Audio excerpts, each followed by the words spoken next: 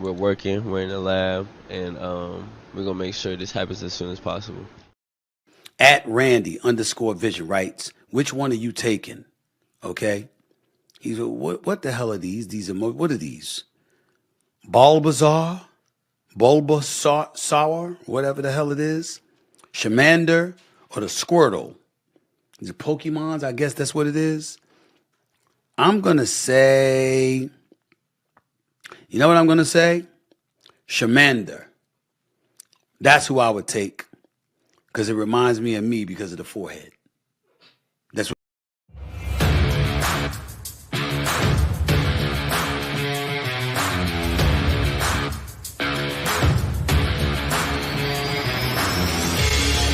Welcome to an episode of the Sports Genes Into the Lab podcast, where sports analysts and experts dissect the latest news from the NBA and NFL, giving you a unique view on some of the hottest topics around your favorite teams. From the fresh field smells of the NFL to the hardwood courts of the NBA, and possibly your comfy couch for your fantasy football team. Let's see what kind of news the lab is working with today.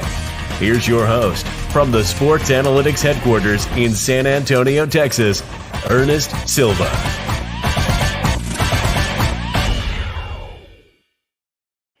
Welcome back. Welcome back. We are back on ITL, a Saturday night episode where you're probably having some good times elsewhere. Welcome. I'm your host, Ernest Docky Silva. This is the Into the Lab podcast and a special Saturday night episode. I'm here in the lab with my main guy on the right. That's right. Londo is in the house. Let's see that hand. There's the wave. And we're kicking things off greatly here. Episode 27. Episode 27 of the year. Conference Championship Edition. ITL's famous Pick'em is back. Not too early. We're right on time. Tomorrow's games are upon us. It is Championship Eve. I'm also joined in studio with the wonderful and consistent Chris Connor. What's up, brother? Not much. I'm getting ready for Championship Sunday. It's the NFC, the AFC, and we're almost, we're almost down to where we're gonna get a Super Bowl. It's down to 4 teams, and after that, we get our Super Bowl. We do get my Super Bowl. Thanks. Yeah. Hopefully get my Super Bowl. Chris Connor in the house. I was just on the Last Call podcast. If you didn't hear that, go check it out. We talked Texans football. We talked Cowboys last week. We talked Texans this week. Lots of great information.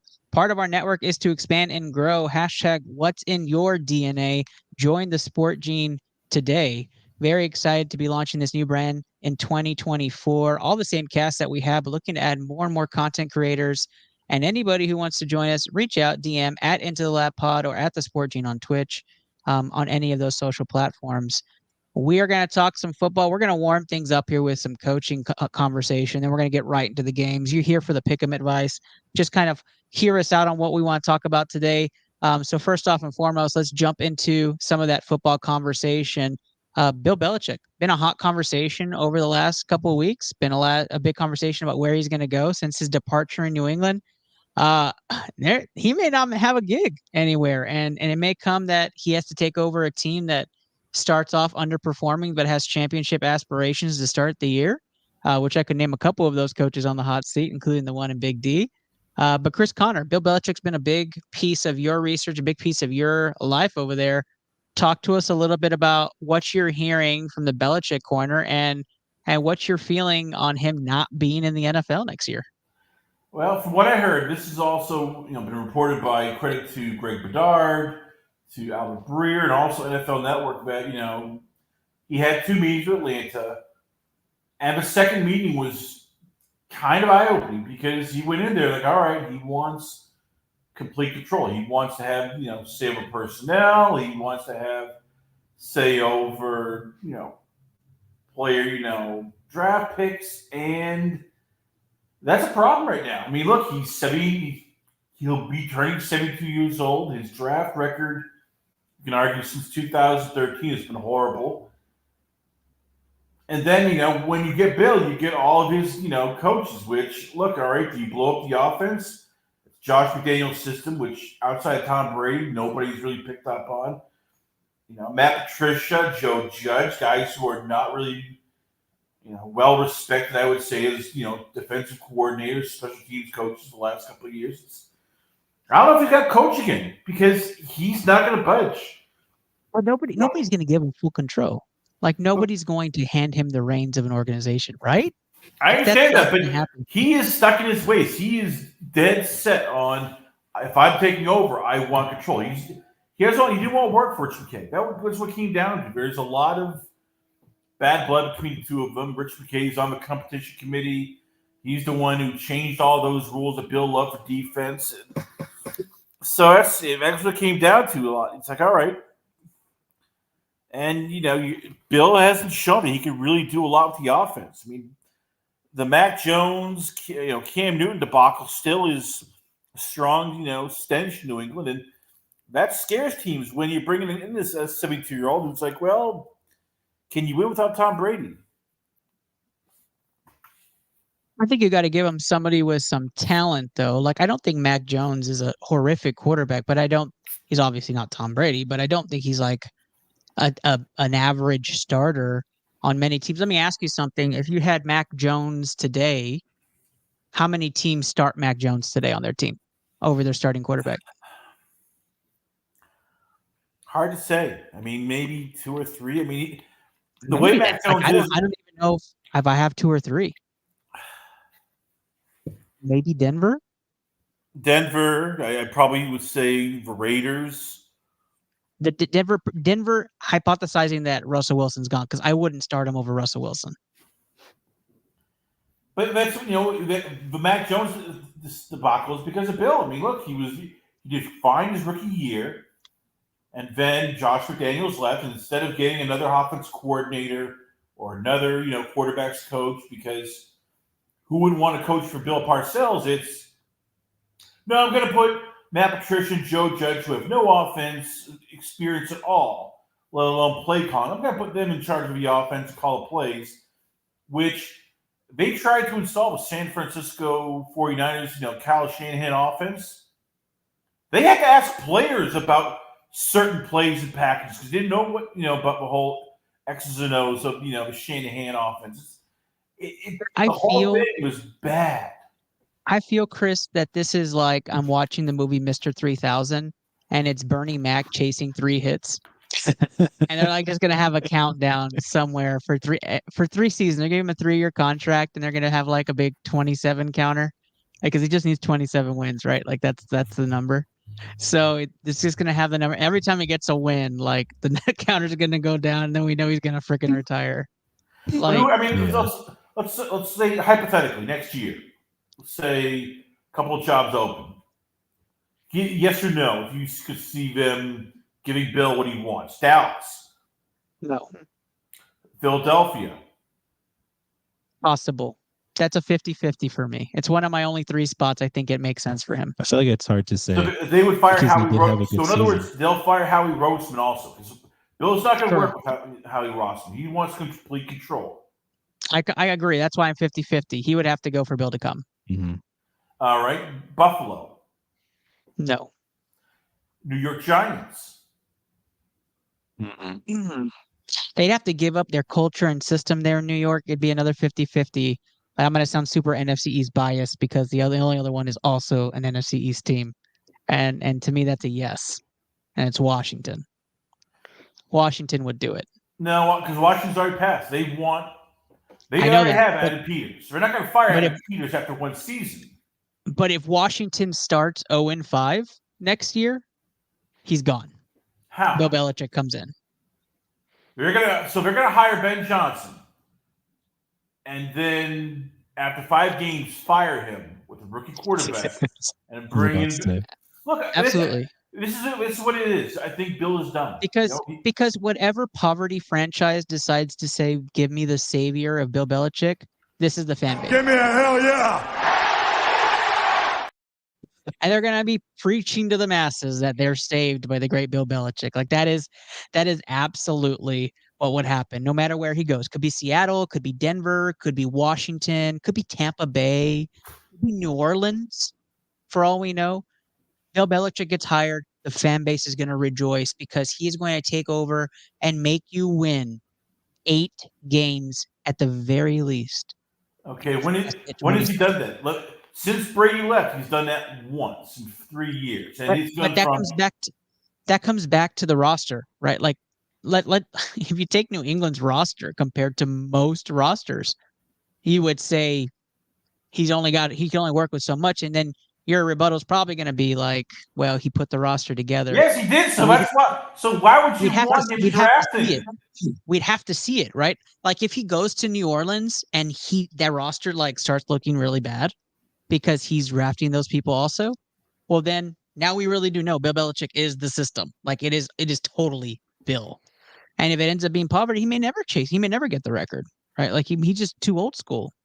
And I completely get that. But we have to see it. I have to see it outside New England because we've all like Dan Quinn in Atlanta. We saw Dan Quinn in Atlanta and it was not working for him as a head coach. Like it did not finish well. Comes to Dallas and all of a sudden huge success. Yes, Dallas Cowboy but as a defensive coordinator, not a head coach. And that's going to be Bill's problem. It's like, yeah, Bill is maybe a great coach when he has the right people, when he has, but he's not a GM. But we're giving him the connection that he is a GM, but he's not a GM. We're assuming he's the GM too. That's what he wants. Like, that's what. If this is just Bill Belichick coaching, we have to see it. Like New England still has a GM. Like no, that they don't have a GM right now. They do not have a GM. They are trying. They have had a GM when Bill Belichick is a coach. No, they didn't. It was basically just a GM in name only. Bill was the GM. Bill was. I'm going to get you the names. Like they have a GM every year. In name only. It's still a guy. Like the guy still has to answer for the roster. No, it's basically You know what's so funny is that if you Google GM of the Patriots since 2000, Bill Belichick comes up as a head coach. Watch and see Bill Belichick. Often referred to as the student of the game. That's really kind of funny. But right, they have had a GM, and if you could say it's by name, but they still have somebody to report to. Like that person obviously has to do the sign off. Like although I'm, my own status and my own work, the person above me still has to take the hit or take the credit. Like it's not going to be me. So Bill ultimately has a pass. Like if he comes in saying, I am the puppeteer going forward, I am that guy, then if he gets pulled to New Orleans and he's like GM/head coach, you're it. Like you got it. You're complete control. That's you. I want him to be successful without Tom Brady. It's not going to happen. I mean, Rachel in the studio along with Lana. Rachel saying she would love to be the puppet of the puppeteer of Bill Belichick. She might be one of one in America that wants that. How many owners? She wants to take the credit. I mean, how many owners want to deal with Belichick, who is, as he calls himself, doom and gloom, who's as grumpy as can be, doesn't like talking to people. I mean, it got bad in New England, like to the point where they didn't talk for a full year. Him and the Craps, because it's basically the Craps crazy. Talk, and Bill just goes. Could you imagine if somebody ghosted Jerry Jones? Like that they would be gone. Like they'd have a missing poster and wanted poster for them because Jones would just get rid of them. Yeah, Jones would be like, that family doesn't exist. Who? No, we hired a different guy. Like we're introducing them this week. They'd be buried out in some oil field in Texas. Just crazy, just crazy. What are your takes out there? Who thinks Bill Belichick is out of the NFL? I'm obviously thinking he's out and it's going to be a while before he gets picked up. I don't think it's next season. Some people may think he's coming back in. I don't think so. Put in the comments. Let me know if you have any thoughts on Bill Belichick. We're going to transition to another coaching decision.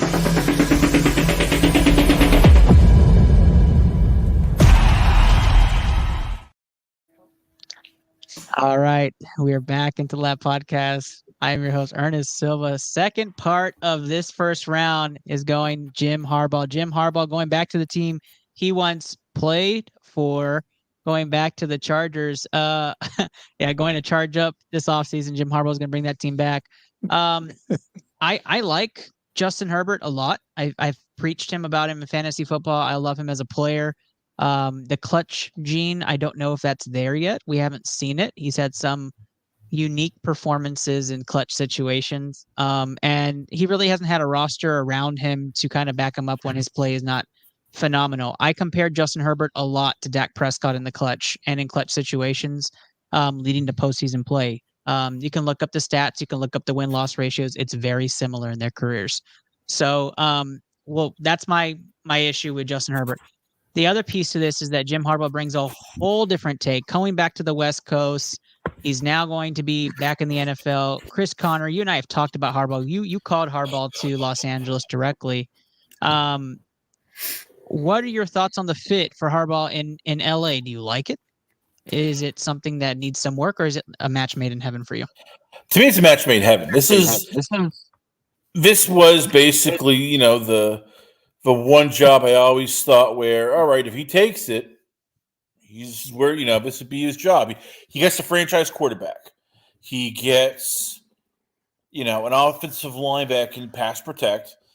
They have some holes, but he's also getting power. He is going to pick the GM. So it's not going to be like San Francisco where he was stuck in a shotgun marriage. Him and Trent Baalke really did not get along. He's, the master, the captain of a ship. And you know what? Everywhere he goes, he wins. Now, does he burn bridges? Oh, of course.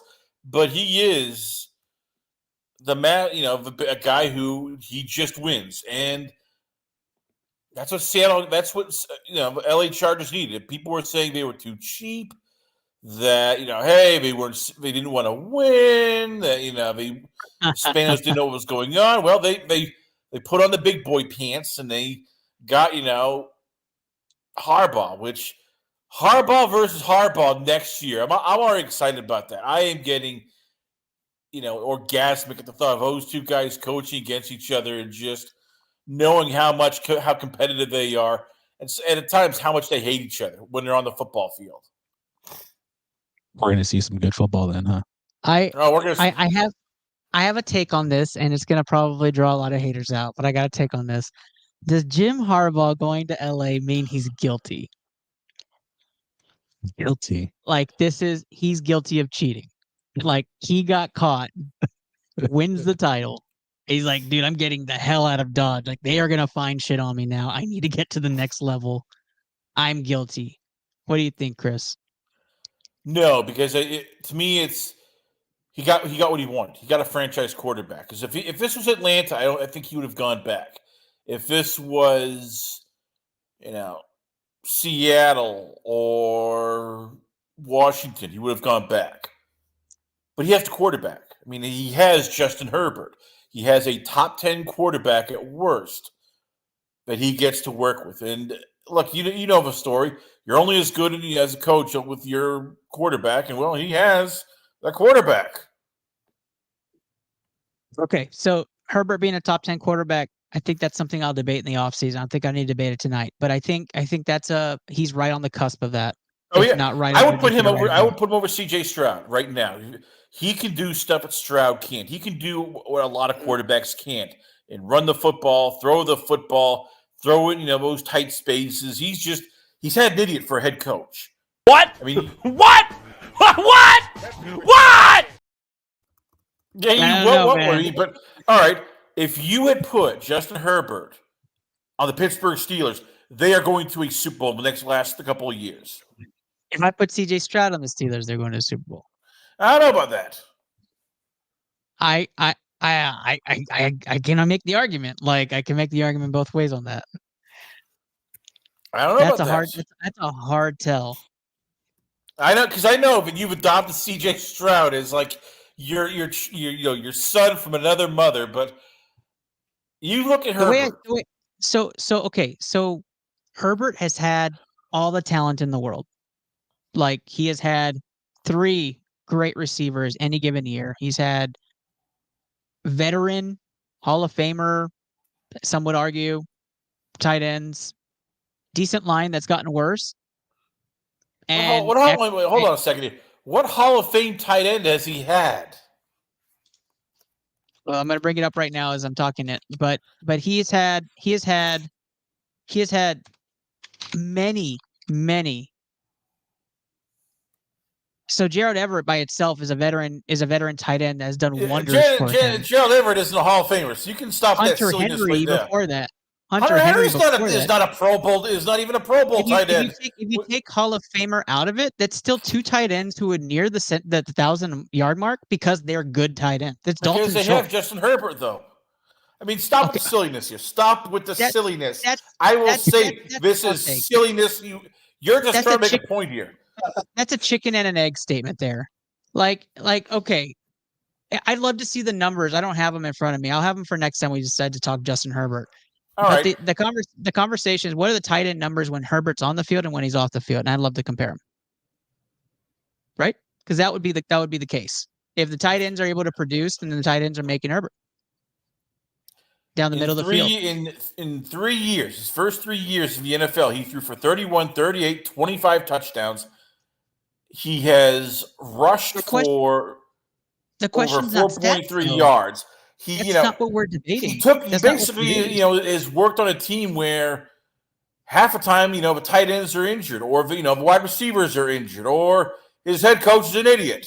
So I'm sorry here. I get it. You're Stroud proud. You're ready to adopt him as like your second son. But Justin Herbert is a guy who is just for years been a guy who has to have talent, has delivered at times, and usually gets screwed because his head coach has been an idiot. Is Justin Herbert better than Dak Prescott? Yes, and 1,000%. Most people even agree he is. They have the same stats, and they have the same situations where the head coaches have been dumb and where they've had injuries. Don't not start. That there's a what? Mike McCarthy has won a Super Bowl. Oh my gosh! Mike McCarthy has not decided to go. If you pulled the consensus on Mike McCarthy, the poll would come back: Mike McCarthy is not a good head coach. According to who? Dallas fans? He is not a situational head coach. Like, according to who? Dallas Cowboy fans? Oh, come on! Stop with the silliness. Stop with the silliness. I'm calling it right now. You're being silly. Look, the chat's even saying it. Like, it's not even a crazy take. Cowboys fans around the league. You talk to other GMs, other coaches, other scouts, and all. Mike McCarthy is considered a brilliant offensive mind who is a damn good coach. You can't say that for Brandon Staley. They quit on Brandon Staley. The San Diego Chargers literally quit on Staley. They went out against the Raiders and went, It wasn't even tackling. It was like, all right, we're going to try half-heartedly, and hopefully he gets fired. That's never happened to Mike McCarthy. Brandon Staley is a terrible head coach, but you didn't live through the Jason Garrett 8 and 8 years, 5 years in a row that Dak had to live with. Like that, compare it to Jason Garrett then. Get Mike McCarthy out of your mouth. Like, be realistic. But be realistic. Like you're talking about like Dak has had Hall of Fame fucking coaches. Like that's not happening. Like you're Mike McCarthy will probably be a Hall of Fame coach. Dak had Kellen Moore as a offensive coordinator who was like a teenager. Like let's don't. Justin Herbert and Dak Prescott have very similar careers. And give me, I'll even task you with this, Chris. I'll do this. I'll bring it down. Give me 3 clutch wins Justin Herbert has in his career, and I will stop. I don't have those numbers in front of me, but I know. Next time we'll revisit it. I just need 3 clutch wins, whether it's for the division, whether it's for a key part of the season, whether it's for the playoffs. I guarantee you can't find 3. And that, to me, is not a top 10 quarterback. I can name you 3 for CJ Stroud. Oh, my God. You are just... He's only had 1 year. So, according to NFL.com, Justin Herbert is ranked number 6. In stats. Okay, where's Dak Prescott? Number 10. Okay, nobody's going to tell you today. Nobody's going to tell you NFL just proved it. We've had scouts, we've had coaches all have said that literally Justin Herbert is a top 5, top 6 quarterback. Dak Prescott is not. I don't know who else to tell you. I know that Dak is is one of your beloved Cowboys who it's ride or die. I know that CJ Stroud Is Stroud proud? And you're ready to adopt him as, hey, Yeah, he's my CJ Proud. son. Yes, you're ready Yes. to adopt CJ Stroud He's not even- as like your son from a different mother. Hey, I'm not even. I love that we keep going back to CJ Stroud. I think he would fit better in 'Cause Pittsburgh and he would win more. you But brought up. I have to but tell you that Justin Herbert gets a lot of slander, and he has been in. There have been wins where he's had the wins, and it's either been Brandon Staley calling a bad play, or going on 4th and 3, or I think that's a cop out because we blame It's not a quarterbacks for losses all over the NFL, and for him though, it's the coach. Like we blame quarterbacks all the time for the way they play, and he has been in shootouts where he's had the ball and scored no problem the whole game, and comes up flat in the fourth quarter way more times, probably double-digit times compared to the amount of clutch times. Because I can't name 3. That's all I have to say about Justin Herbert. He's just not my guy. Like I'm not. I fantasy wise, stat wise, he's just like Dak for me. Yes, I will put him on my fantasy team because he will get me touchdowns. He will get me yards. But if it's about if my team's winning, I haven't seen that from him. I don't know if you even have a season where they were winning like that, except for I think they made the playoffs one year and they lost in the wild card round. So according to you, Ven, because this has been, clutch. So if he goes down, he scores with a minute 30 left, and then the defense gives up that game, the game go ahead, touchdown to lose the game, and he didn't get the ball back. That's his fault, because that's what you're saying here. We put that That's on every happened quarterback. too often with Justin Herbert. Not only him. That's not only him though. Like tell me I'm All wrong. right. Do we move the goalpost for everybody? Well, according I'm to just Justin asking. Herbert, you are. It's like I have No, given no, I'm you not. coaches, I have given you GMs who have all said Justin Herbert is a top 10 quarterback, and yet you are like, oh no, he's not. He's with Dak Prescott. I said he was borderline fringe a top 10 quarterback. So let's make sure that's correct on record. I said he was borderline fringe top 10. I could make him 8, 9, or 10, but I'm not saying like he's solidified in my top 10. Stop. What as you call it? What? Yeah, I'm wanting you, accepting a deeper voice. What? There we go. Frank McGarrett says McCarthy has had 2 Hall of Fame quarterbacks and has 1 ring to show for it. He's overrated. I don't know if he's a Cowboys fan, so before you say that's a Cowboys fan, I'm not sure. I don't know. I know Frank Labuda is because we've had him on the show and he's talked to us. And Frank also says, or Frank McGrawer also says, Herbert hasn't done anything to prove he's top 10. I'm not saying he's not top 10. I've said he's fringe, but I if you had to tell me he's top 10 right now, we can talk quarterbacks next week since it's an off week, right? Since there's no Super Bowl next week. We can talk quarterbacks and revisit this. Let us get our stats together because this is a very off-topic debate. But Jim Harbaugh going to... So yeah, Jim Harbaugh, you know what? As I said, he gets the quarterback. He gets the franchise quarterback that he knows, all right, can do everything. If he went to another team, I don't know if he would go that. If it was Atlanta, I would bet he'd probably go back to Michigan. All right, I'll ride it out. But with San Diego, you don't have to draft a quarterback. You don't have to worry about a guy who is getting up there in age. You have a young franchise quarterback, and he can build around that. He's done that before with lesser quarterbacks. I agree. You saw what he did with JJ McCarthy just recently. Like, what have you done for me lately? Michigan was able to perform at high levels against good defenses across the board, win a national championship. You'll see JJ McCarthy drafted. What do you think? Like maybe bottom of the 2nd, 3rd round for him, or you think he goes in the 1st this year? I have no idea. I've never been a JJ McCarthy fan. I mean, he's a good college quarterback. So we'll see what happens after the Senior Bowl and the NFL Combine. But for me, I wouldn't be surprised if JJ doesn't get drafted until the 4th, 5th round. Yeah, and I know some have him like projected late 20s just because he won a ship. But I like 2nd, 3rd sounds right for him. Like he's not one of those top 3 quarterbacks in the nation, and so Jim Harbaugh has won with a quarterback lesser than Justin Herbert. So coming to a situation, I know NFL is much different league, right? No fun league, paid players, whole different system. He's proven he can be a winner in the NFL before. I think coming to LA will help. Luke says fringe 2nd round. I'm with you on that. I agree. And Frank McGrawer comes back and says he's definitely a franchise quarterback. I think we all agree on that. just as far as where he ranks, I think is the debate. But I do, there's questions, right? Like even the wide receiver core has injury questions, who's coming, who's staying. And can the defense revamp itself to back of the old days where they were very stout? I remember watching the Chargers with the old Seau days, right? And watching how great they were. Can we get back to that and help Herbert get over the hump that they need to in the playoffs? Last 30-second take on Harbaugh. I know we spent a lot on Herbert, but last 30-second take on Harbaugh for next season. What do you expect for the Chargers, Chris? Probably 7-9. I mean, sorry, 8-9. This is still a team that they're going to have to cut some top players because of salary reasons. So, look, they're $43 million over the cap. They'll probably have to release a trio of either Bosa, Khalil Mack, Keenan Allen, or Mike Williams. 3 of those just to get under the cap. So, first year is going to be tough, but the next year when he gets that cap fixed and everything ready, that's going to be basically when he starts making the big push, and you see him back in the playoffs.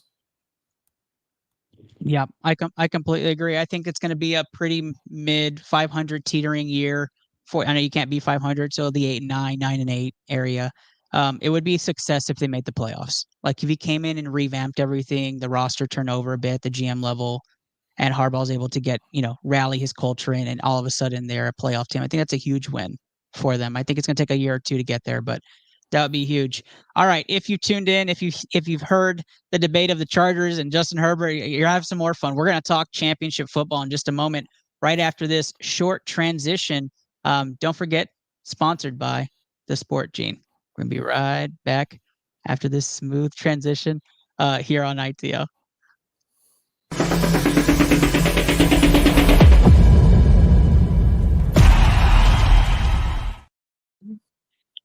We are back. Round number 2. ITL Primetime Pick'em is upon us. We are here. Chris Connor with the Last Call Podcast. I'm your host, Ernest Silva. Londo in studio. Rachel in studio. We got a full group inside the studio today.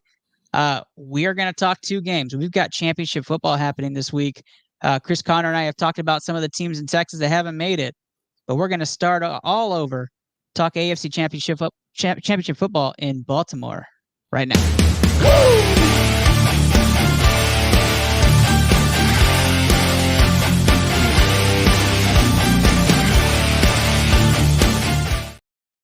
All right, Baltimore -4.5 at home against Kansas City Chiefs. I'll take the NFC and start that analysis. Why don't we start with you, Chris Connor?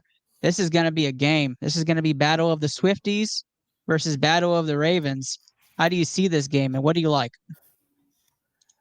Oh, man, this is a game which is between 2 teams that have everything: offense, defense, franchise quarterbacks, excellent coaching. I mean, there's not that one thing where it's like, well, I don't know. This is a weakness.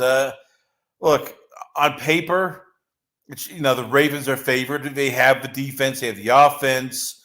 Lamar's playing above his, what he usually does. He's taking it to the next level. They're healthy. God damn it.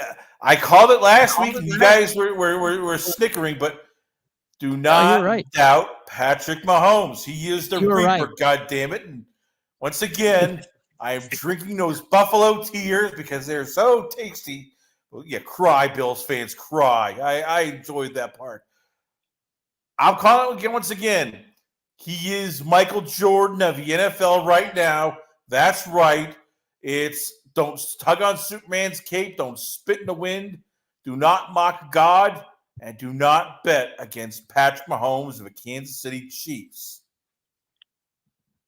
You're taking Kansas City to win this game. Yes, I am.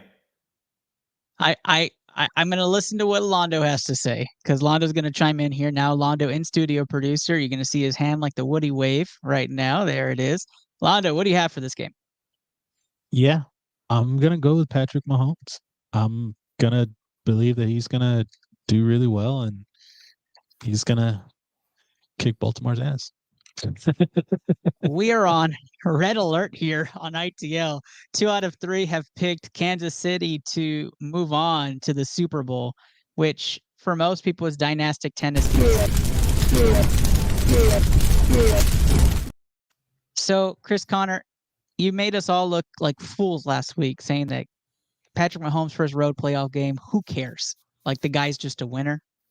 He went out there and he showed us why he's the winner. Travis Kelce said, stop it. Taylor Swift's not going to affect me in the playoffs. I was just coasting this year. And the defense actually looks great. I agree.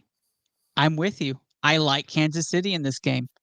I think Kansas City is going to put together 4 quarters of football. I think they're going to put together a game plan. They have the experience. Andy Reid, phenomenal coach, Hall of Fame coach.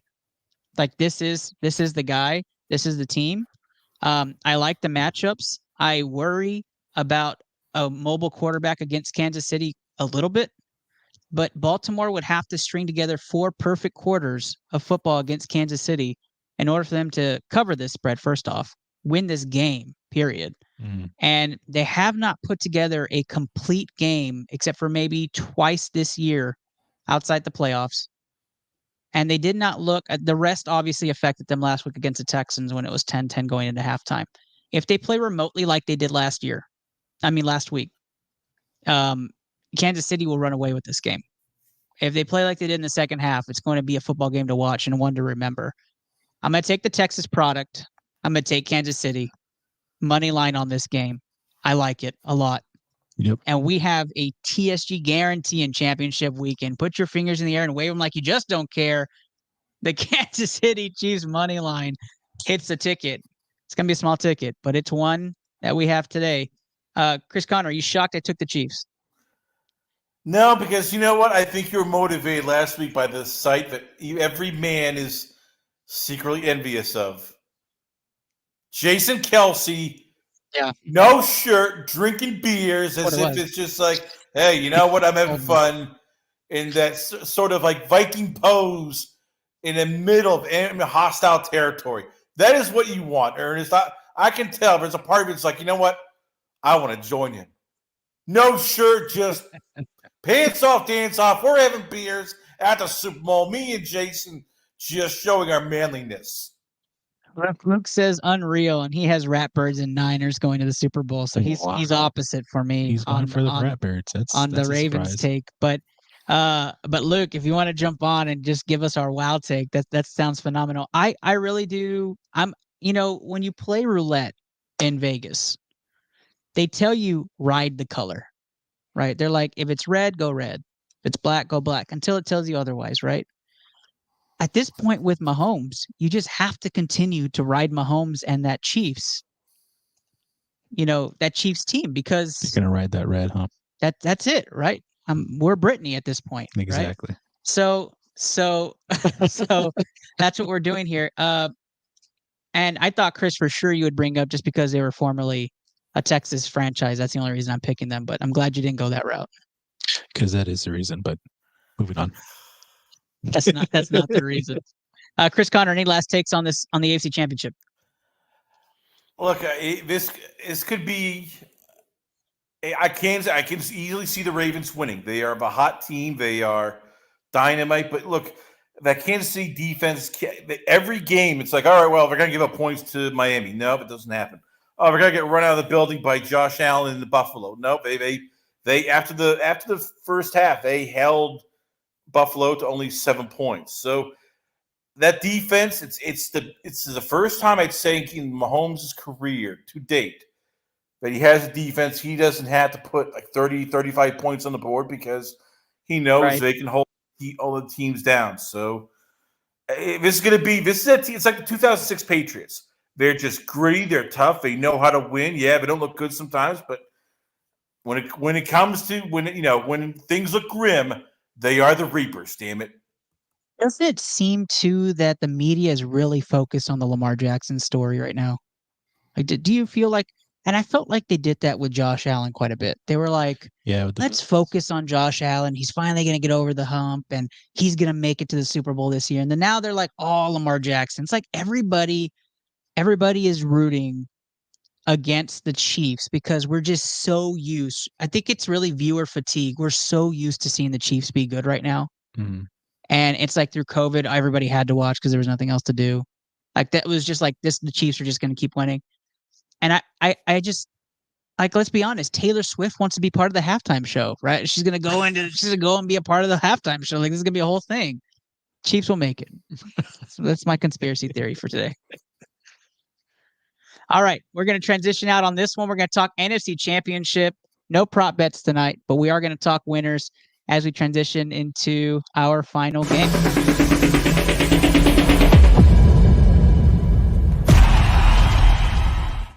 No, I haven't.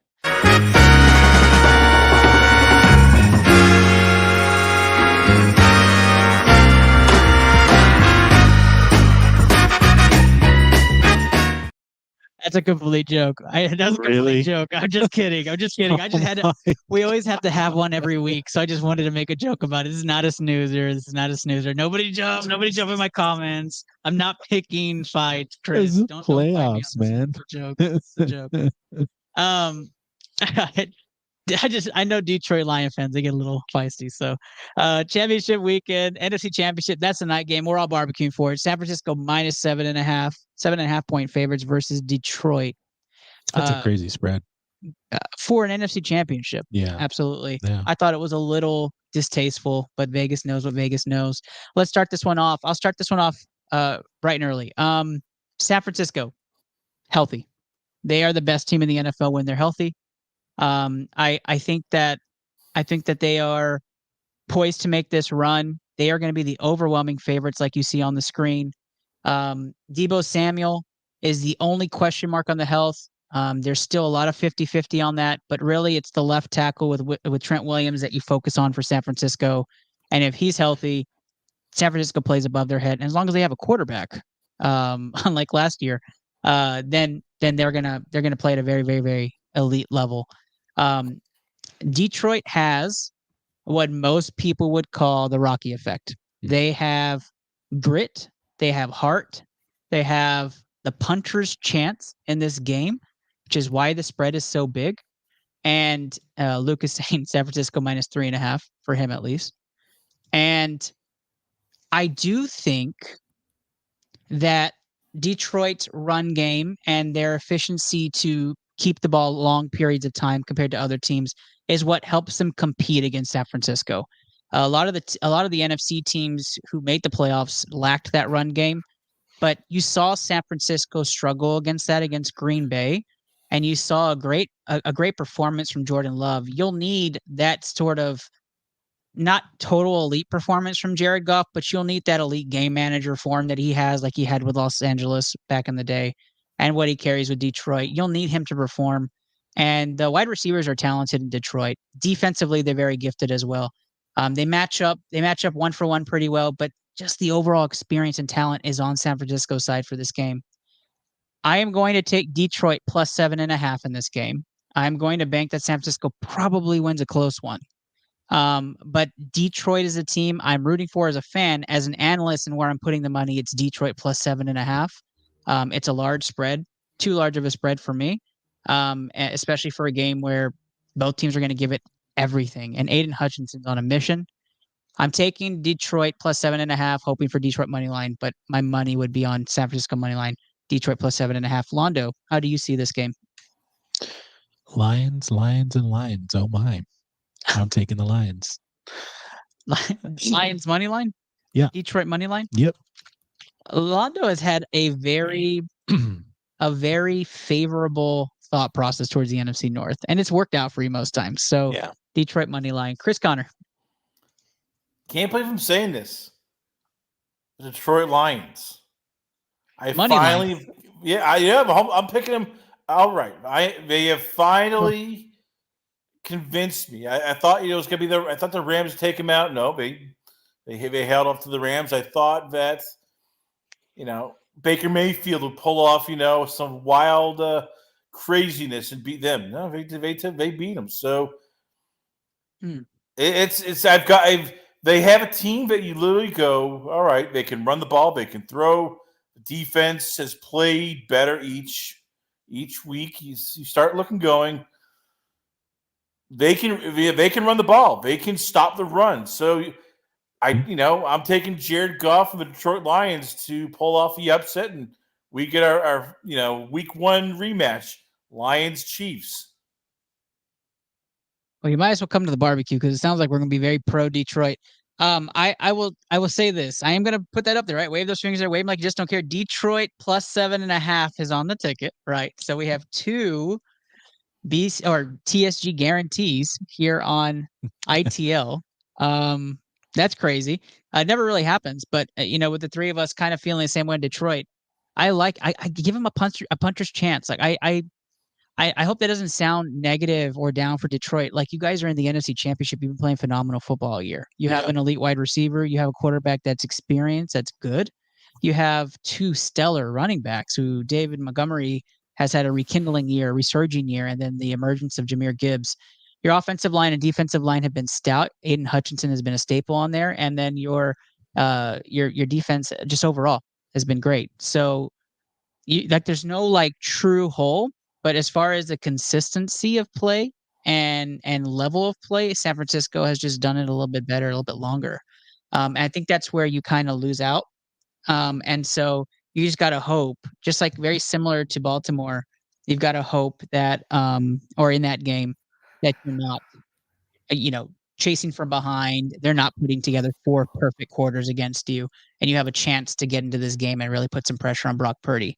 The goal will be Brock Purdy. I think to your point, it's going to come down to the endurance of their offense, and Detroit just has that endurance, controlling the ball, being able to last throughout all 4 quarters. I think it's what it's going to come down to. I think it's going to be a really close game, and I think they're just going to hold on, and San Francisco is just going to fall off at the end. Yeah, I didn't think I'd be calling this game. I didn't think this was going to be the NFC Championship. I had many different scenarios. Obviously, as Cowboys fans and as Cowboys analysts, we really, did not expect to see San Francisco Detroit. But I'm excited. I'm excited for Dan Campbell. I'm excited for the Detroit Lions. Chris Connor, any last second take on this one? Imagine, I'm just thinking. Imagine how fun that would be in the Super Bowl. You got Andy Reid, who is become now the dean of NFL coaches, highly respected, offensive guru, and versus Dan Campbell, who a year ago people were mocking, like, oh yeah, we're gonna bite ankles, and give it everything 110%. People calling him a hardo, people mocking him for the fourth down calls, and often, but Dan Campbell has proven to be a better coach than a lot of people in the NFL because his players will fight for him. They believe in him. When they go out there, they feel that he is behind them 110%. And that's what it takes now to this NFL. Your players have to buy into everything.